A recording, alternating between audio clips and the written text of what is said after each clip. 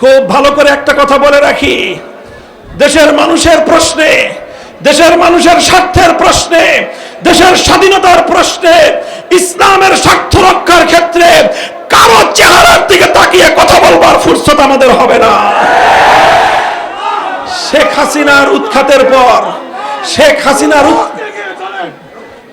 হাসিনার উৎখাতের পরে নতুন অন্তর্বর্তীকালীন সরকার এসেছেন। আমরা এই সরকারকে সহযোগিতা প্রথম দিন থেকে করেছি, এখনো করছি, ভবিষ্যতেও সহযোগিতা করবার দৃঢ় ইচ্ছা আমাদের রয়েছে। তবে সরকারকেও আমাদের কাছ থেকে সহযোগিতা নেওয়ার ক্ষেত্রে আন্তরিকতার পরিচয় দিতে হবে।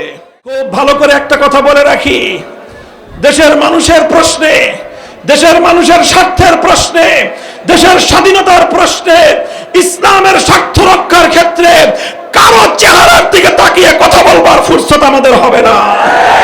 হিন্দুত্ববাদের জায়গায় যদি সমকামিতা সহ পশ্চিমা অসভ্যতা, ট্রান্সজেন্ডারের নামে আমার বাংলাদেশে যদি আমদানি করবার পায়তারা করা হয়, বুকের রক্ত দিয়ে প্রতিহত করব আমরা ইনশাআল্লাহ।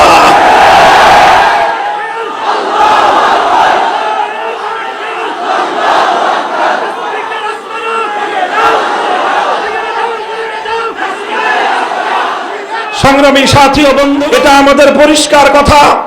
বর্তমান সরকার, এখানে অনেক এনজিওদের ইনভলভমেন্ট রয়েছে।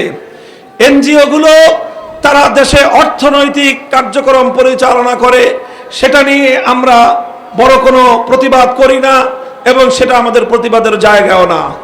কিন্তু অর্থনৈতিক কার্যকলাপের কথা বলে, দেশের মানুষকে আর্থিক সহযোগিতার কথা বলে, ঋণ দেওয়ার নাম করে ঋণ দিয়ে দিয়ে আমার দেশের সরল সহজ সাধারণ মানুষকে বিভ্রান্ত করে এদেশে ঋণের নামে, আর্থিক সহযোগিতার নামে ইসলাম বিদ্বেষ এবং ইসলাম বিরোধী এজেন্ডা বাস্তবায়ন করার চক্রান্ত আমরা মানতে পারি না।